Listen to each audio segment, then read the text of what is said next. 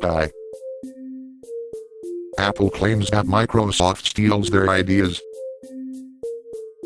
What they don't say is how Mac is based off another operating system completely.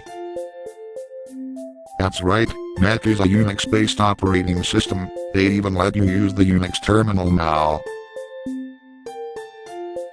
So next time you make fun of Microsoft for stealing your ideas, Apple, remember this. Mac isn't even an operating system, it's an advanced graphical user interface for Unix.